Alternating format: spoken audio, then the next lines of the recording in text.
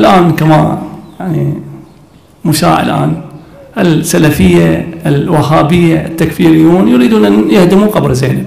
هل صارت زينب على باطل عندما تهدم قبة زينب؟ الآن السفياني على الأبواب دخل إلى النجف أو كربلاء وهدم لا سمح الله قبة كربلاء، لا أبقانا الله سبحانه وتعالى في حياة، وتهدم قبة الأئمة سلام الله عليهم. لكن فرض المحال ليس بمحال. لو هدمت كما هدمت سابقا هل يكون الأئمة على باطل؟ يعني نحن نتعامل مع هذا نوع من الشرك، ليس بالشرك الخفي، وإنما هذا شرك جلي. نتعامل مع المادة مع الطبيعة، نعبد المادة والطبيعة. حتى لو ارتفعت إلى السماء القبب، هل تدل على أحقية شيء أو شخص؟ لا يدل على أحقية شخص.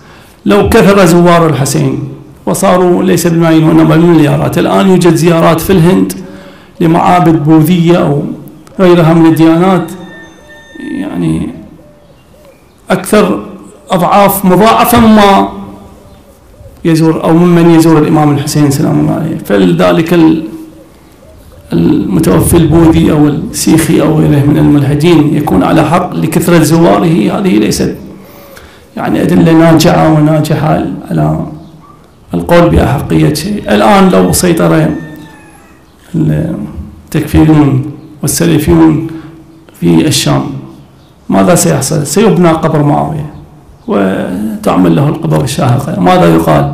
صار على حق معاوية. نحن المفروض نتحدث مع الدليل ونتحدث بالدليل، سواء وجد القبر أو لم يوجد قبر. درست قبور أهل البيت في البقيع، هل هذا دليل على عدم أحقية أهل البيت وانتفاء دليل أهل البيت؟ هذا ليس صحيح.